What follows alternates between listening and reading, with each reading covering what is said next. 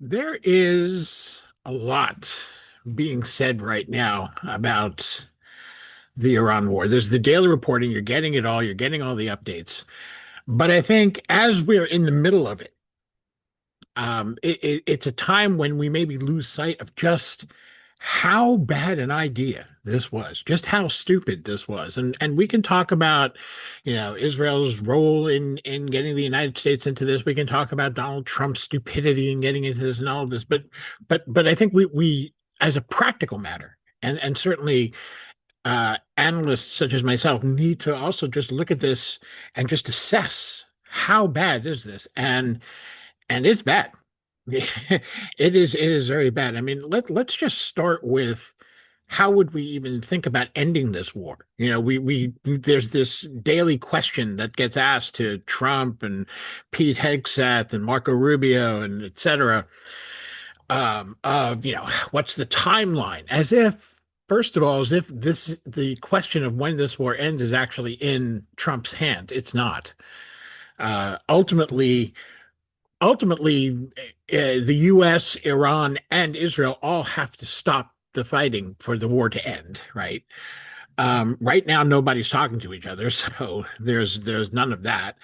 But if we're going to look at the one party that by just ending their own involvement, or by really, declaring that they want the war to end, that they want to stop now, the country with the most control is not the United States, it's Iran.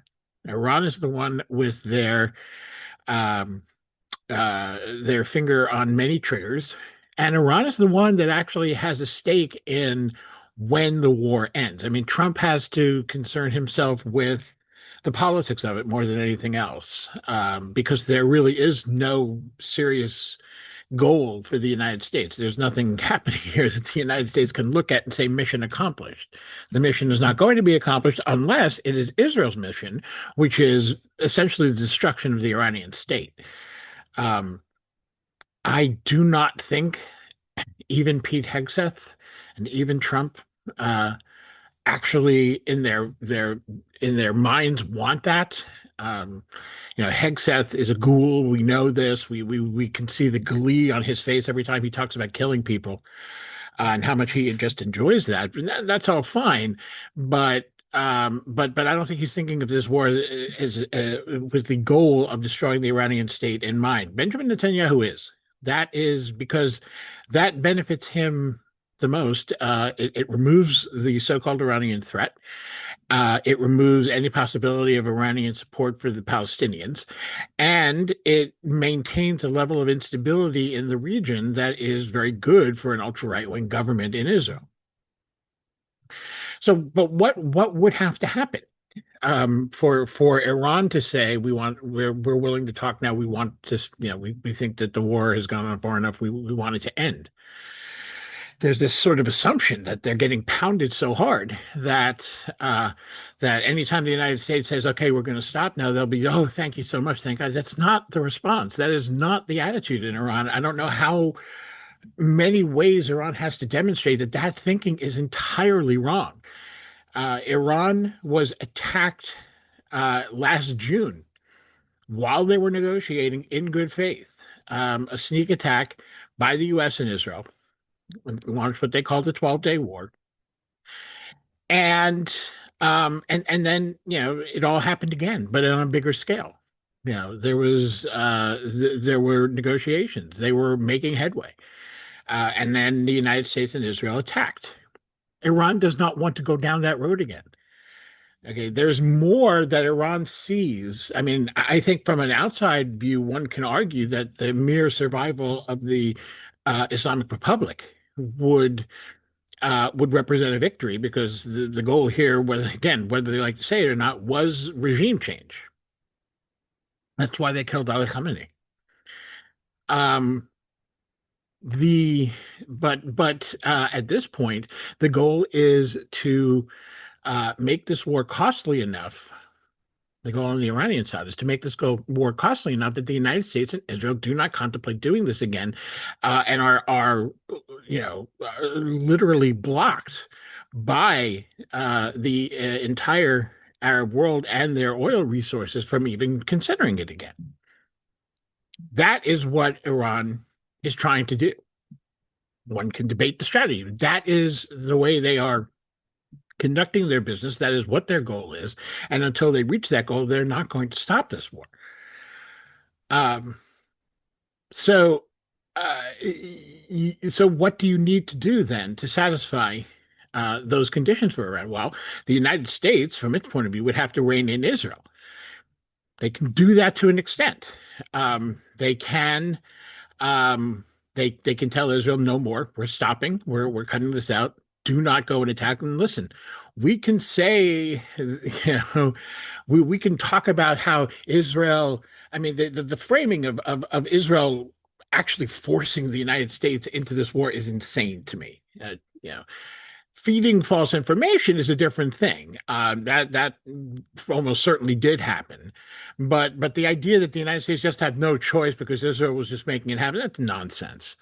Okay, whether you want to talk about Israel doing it by threat of an attack or whether you want to talk about the Israel lobby, it's nonsense. I will link in the description to the article I wrote describing about how much nonsense that is. But certainly Israeli interest, Israeli pressure was a factor, and that is all true. But in the end, the United States decides. The United States doesn't only decide on its actions; it also, in the end, decides on Israel's actions. Okay, when the 12-day war had ended and Netanyahu tried to start it up again by launching an attack on Iran, ostensibly in response to one missile that had been sent towards Israel. Donald Trump got on the phone, called Netanyahu, and said, "You call those damn planes back. You tell them to turn around and come home." And Netanyahu called those planes, told them to turn around and come home. That is exactly what happened.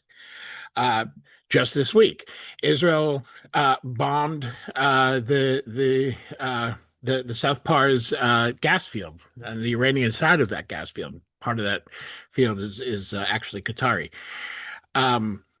Now, Donald Trump claims he didn't know about that, which is nonsense. Of course he knew about it. It's just Trump lying again. But he very clearly did tell Netanyahu that he should not do it again. That clearly happened after not only after the results of that became clear to anybody who isn't an idiot like Trump would have known what was going to happen. Iran was going to respond by attacking Arab energy sites, which it did, which sent energy prices soaring, which was bad for Trump. And how he didn't see that coming is beyond me. But then he called Netanyahu up and said, this thing we said you did, don't do it again. And Netanyahu said, yes, sir, I will not do it again. The United States is still the controlling force in this relationship, and anyone who says different is just misreading the situation. But having said that, Israel is not a slave. Israel does do its own, make its own decisions on how it behaves. And one of the things that it tends to do is take actions that it thinks will make the United States react in a certain way. So it will certainly, try and push the envelope. If the U.S. is trying to stop this war, it will push the envelope in ways to keep the war going. Take provocative actions against Iran, etc. They did a bunch of these before. I mean, assassinating a Hamas leader in Iran would be one example. There's a number of ways that they can provoke Iran in different ways that might then lead to an Iranian response that might then bring the United States to say, well, I guess we have to act. So the U.S. now. Israel will do that until the U.S. says, cut it out. And that's what the U.S. would have to do. Is Donald Trump capable of doing that? I don't think this man has enough spine to do that. I don't think he has enough understanding of the situation to do that. But that would be one thing that the U.S. would have to do to end this war at this point. Iran wants reparations. Is the U.S. going to pay reparations? I mean, just imagine for a moment what that means, because the U.S. would have to pay Iran billions and billions of dollars for the damage that it and Israel have done. Giving that kind of money to Iran, I mean, can you imagine the Republican response to that in this country? Not to mention the Democrat response would, Democrats would use it as well. Certainly, the right wing Democrats, Chuck Schumer wing of the Democratic Party would pounce on that, um, and actually attack Trump from the right, which Schumer has done on numerous occasions over the past year. So it seems to me very difficult to imagine Donald Trump paying reparations. That may be something you could massage your way around, but the one thing that you can't is that Iran will want a guarantee that this cannot happen again. It needs to be more than we sent a message and now you're going to be scared to do it. And they're going to need a guarantee, and that's going to mean the United States committing to not attacking Iran, committing to restraining Israel, and working with the Arab Gulf countries to guarantee that in some way tied to the things the United States wants from the Arab states, which is energy. They would have to tie it to the energy market. There's no other way that I can see that Iran would believe it. That Iran would accept it as a guarantee. Why should they? America has twice deceived Iran by engaging in diplomacy merely as a cover for a sneak attack. So, or at least a surprise attack. I mean, I can't say we can call the beginning of this war a sneak attack since the U.S. had been building up its forces for weeks. But the that would be a hell of a diplomatic undertaking, which I don't think this government is just has the diplomatic capability to do. They fired all the diplomats, and the people that they call their deal makers, which are what a diplomat essentially is, Jared Kushner and Steve Witkoff, are not neither capable nor willing to engage in a business like that. If they were willing, they wouldn't know how. These are people who are completely incompetent in these roles. So it's very hard for me to see how you get to an ending of this war. Um, and that's a scary idea because the war is expanding. I mean, people can talk about, Hegseth can go up there and talk about these are phony reports. You can get these ridiculous op-eds that there was an op-ed earlier this week. I think it was on Monday by Muhammad Saloom, who's I believe he's at Georgetown University in Doha. And he suggested that the U.S.-Israeli strategy is actually working. That was the headline of his op-ed, and he went through this whole litany of things that are just factually wrong. And one of the things he said was, Iran's missile production and its ability to launch missiles is being degraded and can't be rebuilt, which is absurd. Of course it can. Their drones are being replenished on a daily basis. Their missiles can be replenished and are being replenished. The launchers are being taken out, but they're not being taken out at anything like the rate that we saw in the Iraq War, where you'd see militants fire missiles from a fixed spot, and then the U.S. would go and destroy the launcher.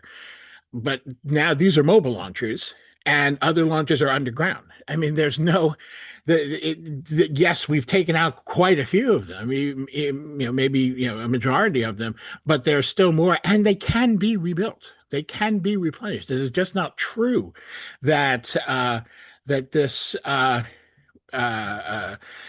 is something that is just gone. It's not. It's just not the case.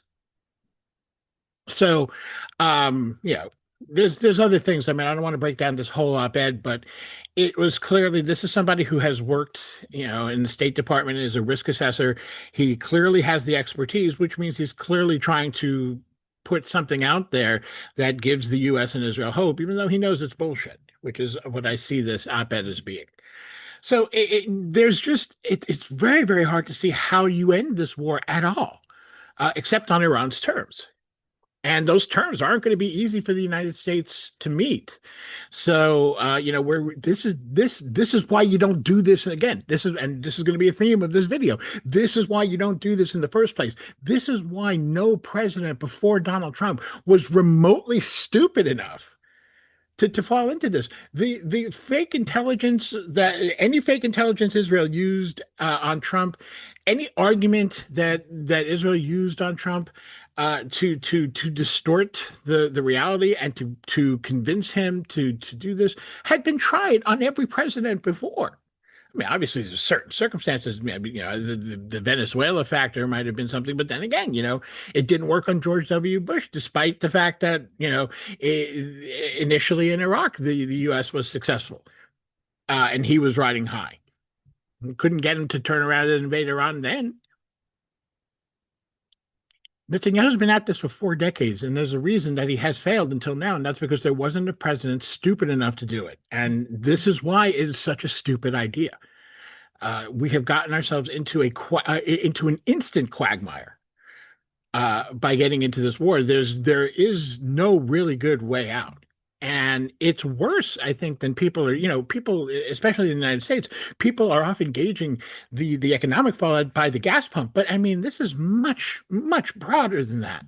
This isn't just about paying $4 or $5 a gallon for gas, which is bad enough. I mean, most Americans do understand the domino effect of that. That it's not just what it cost you to fill up your car. It's what it costs every food company to get their product from point A to point B, where it's processed here, it's packaged here, and then brought to a distribution site here, and then distributed all over the place from there. That's a huge amount of transportation cost that just got a hell of a lot more expensive. Okay, and we have idiots in the U.S. government laughing about this, saying, "Well, the consumers might feel this, but that's really the least of our concerns." We hear this from various figures in the Trump administration, not the least of whom is Scott Bessent, who is uh, the Treasury Secretary, who's the one guy that you would think would be most concerned about. You hear from Kevin Hassett, who's got the most punchable face I've ever seen. Um, this indifference to what it's going to cost the American consumer is quite a thing. But again, it gets much, much broader than that. All our groceries are going to go up. And not just because of the transportation costs, because of the fact that fertilizer also comes from this region, tons of it, tons and tons of it. A great amount of the fertilizer that the world uses comes from this region. And as hard hit as we're going to be by that, and we will, it's going to be way, way worse for people in the global south and people in poorer countries who depend on food sustenance. uh and we can look at economic side effects that grow out of that, because there's going to be enormous inflation. There will be global recessions. I mean, the economic fallout of this is huge, huge. And the response from the Trump administration is clueless. Already, they've lifted some sanctions on Russian oil. They are now considering, and this is just incredible to me, they are now considering lifting sanctions on Iranian oil. It's the oil that's already, I guess, on tankers and this and that. But whatever it is, I think Besson said it was something on the line of 140 million barrels, which sounds like a lot, but is actually very much a drop in the ocean in terms of the world's energy supply. So these are small, actually small steps, but that could lead to bigger ones. But just think about how bizarre that is. We're talking about having to address our own screw up by getting into this war by lifting the sanctions that would have avoided that lifting them before would have avoided the war in the first place, as we should have lifted them. These sanctions should have been lifted, should never have been reimposed. Um, the sanctions tool is its own subject. I'm not going to get too deeply into that now. It's a terrible, terrible tool for coercion that hurts people all over the globe. But it remains bizarre that we would now lift sanctions on Iranian oil just when we're at war with them. Um, So, we're seeing how this war just in that example, how this war is creating problems for our other interests or other strategies, including in Russia and Ukraine. Then think about the Arab states. They are getting angrier and angrier, and they are getting more and more uncomfortable. And for all that their anger has been directed at Iran for retaliating by hitting them, which Iran has certainly done, they're not idiots. They know why Iran did it. They knew Iran was going to do it before this war, which is why for all that you're hearing this nonsense, idiots, complete morons like Rachel Maddow, who come up with these weird conspiracy theories about how Qatar bribed Donald Trump with the plane in order to get him to do this. It's the most insane thing I've ever heard. Watching Maddow on TV go through all of the Arab states and how all of them wanted the United States to attack Iran, even though they're losing, they have nothing to gain from the attack on Iran and have everything to lose and are facing 15% or more recessions in the loss of GDP of the decline in their GDP of as much as 15%, possibly more, depending on how long the war goes on. It's insane. But never once in her rant did she mention Israel. It was just the most crazy thing. I mean, it just shows you, do not ever watch anyone on MSNBC or MS Now, whatever they call themselves, about foreign policy unless it's Chris Hayes and maybe Ali Velshi. But absolutely never listen to Rachel Maddow on anything having to do with foreign policy, and certainly not the Middle East. But the Arab states are losing big here, and energy infrastructure is getting hit, and oil reserves are getting hit, are getting pounded and getting destroyed. So you should, right now, Trump is trying very hard to contain the damage that's being done to the energy infrastructure. And so far, it has been minimal. But that's not going to last if this war goes on. And we're going to see those supplies of oil dwindle and dwindle and dwindle. And that's going to mean a serious hit to Gulf countries. On top of that, the whole, the major thing that a number of Gulf countries were looking at for the future in terms of diversifying their economies were AI data centers, which were coming there on the premise that these were, for all that they are horrible autocracies, one good effect of an autocracy is that it tends to be a safe haven, right? You can go there and you get, and they're also tourist attractions. People go to these places and have these wonderful, hotels and beautiful landscapes while all the people who do all the work in those countries, who are often not citizens in many of these countries, are treated like garbage. That's what autocracy looks like, and that's what authoritarianism looks like. But now those places do not seem so secure. Those AI data center investments are being reversed and they're being canceled. As tourist sites, people saw what just happened. That when this war broke out, not only did that compromise people's safety, they couldn't get out of these countries. They couldn't get back home. So, there's a lot here that's being undermined in Arab countries, and as they keep getting hit by Iran, they're being pushed more and more to take some kind of action, and they don't want to because there's really no good outcome to them taking some kind of action. But if they don't, they're essentially inviting Iran to just keep using this tactic. And on top of that, if this war ends with Israel coming out on top, they're looking at an Israeli regional hegemon that thinks that they will passively sit by and accept anything that Israel would do, and they might be right. So the question of Arabs taking some action, even though they don't want to, is definitely on the table. Look, there is instability being spread throughout the region here. There's starting to be instability in Iraq as Iran-aligned militias are coming into conflict with other groups and with government forces. Lebanon is being flattened quickly. Israel is talking about essentially occupying again all of southern Lebanon indefinitely, as they have been occupying part of Syria indefinitely.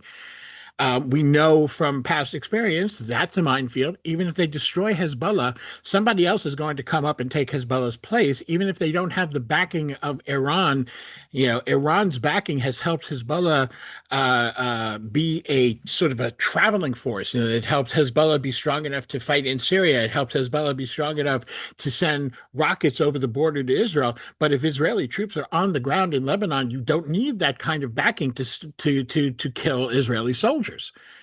So Israel's going to go back to this place where their young men and women are going to get killed in Lebanon, a place they didn't want to be, a place that people were screaming to get out of in the mid and late 90s, and they did. So we're and a place that's going to just spawn more and more instability. Syria remains a country that still needs to be brought back together. That story is not at all finished, and none of this is helping Syria. Nor is the ongoing Israeli occupation of more and more Syrian territory that's gone beyond the Golan Heights now. There's all sorts of different outcomes here that none of which are good. There's also now we're seeing the formation of regional blocks where you're starting to there's at least the potential of blocks forming that will have long-term tensions.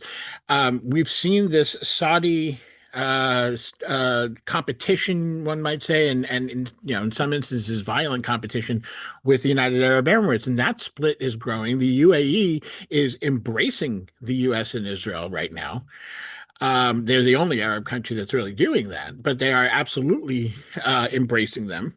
And they are definitely throwing their lot in with the U.S. and Israel on security matters.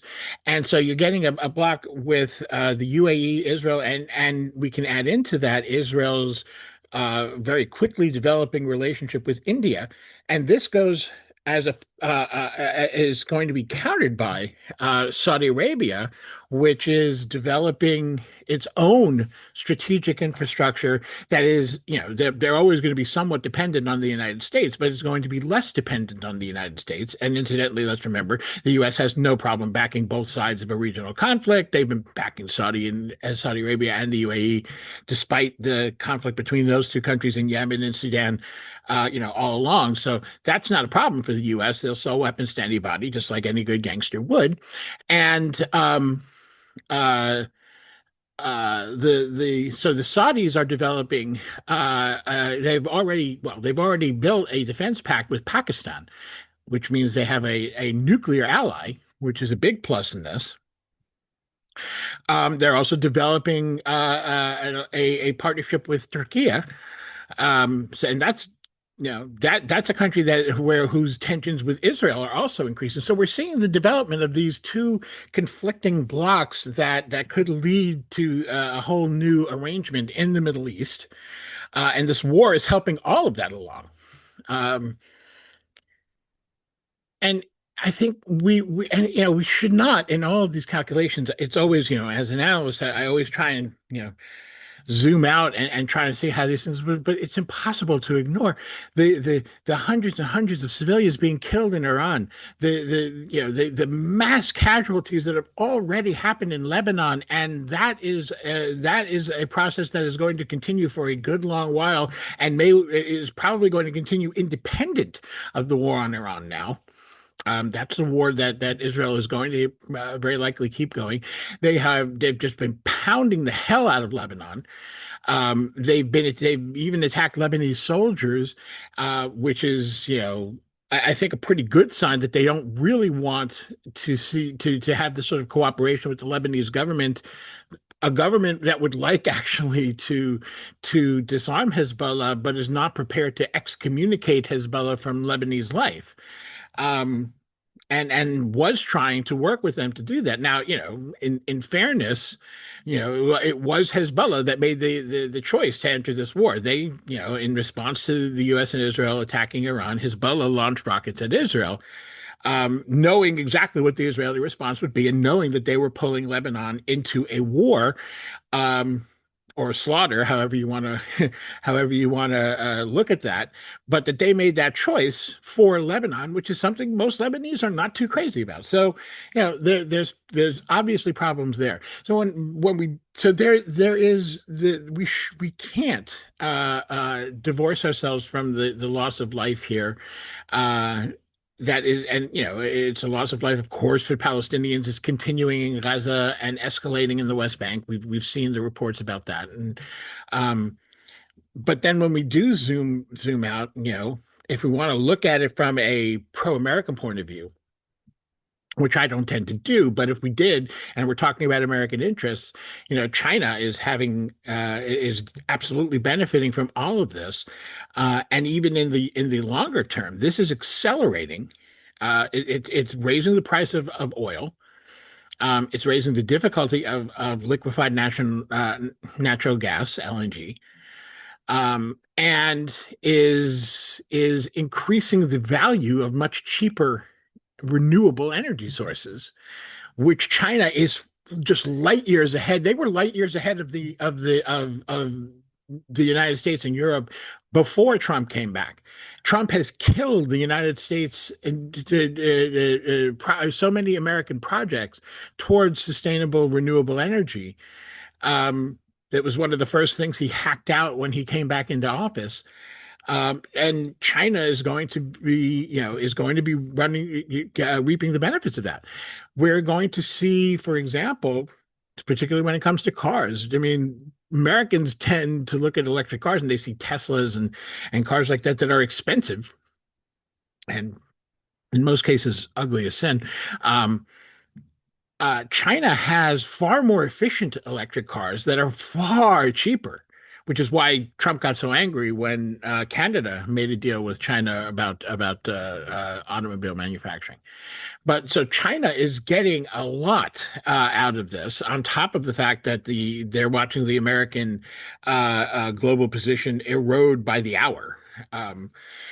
Obviously Russia's benefiting from this as well in terms of their war with Ukraine, because not only not only is this degrading America's ability to continue to supply Ukraine with weapons, it's also degrading America's appetite to do so, especially the more and more stories come out that Trump is about to go to Congress and ask for 100 billion, 200 billion, whatever it is. A lot of that is because we don't have the kind of weapon surplus that we might have had, and we did have maybe 5 years ago, because of how much we have given to Ukraine and to Israel during its genocide in Gaza. So, Ukraine is not coming out ahead in this either. And that's now in the early stage of the war. Iran has already noticed that Ukraine has been helping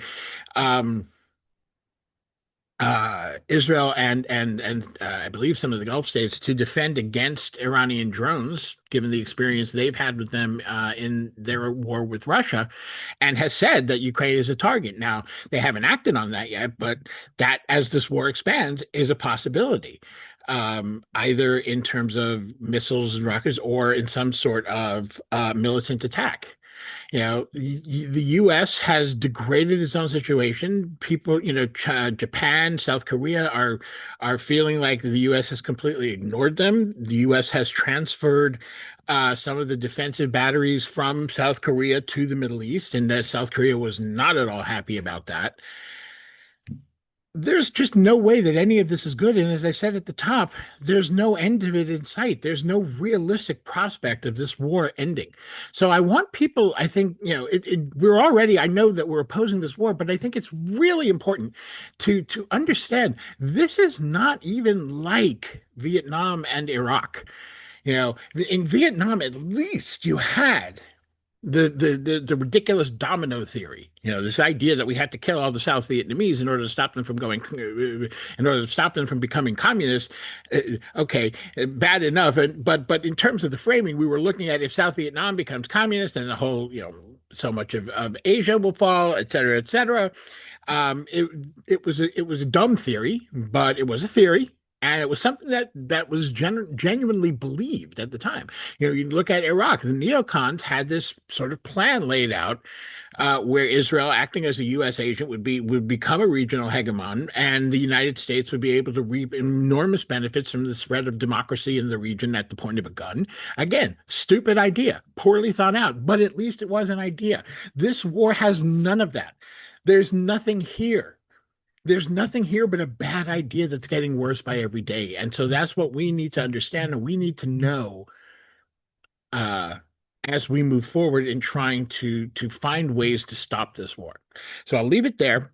Um, you're seeing on your screen now how you can support this work if you want this kind of analysis to continue. Um, and I will, I'm sure, be talking to you soon.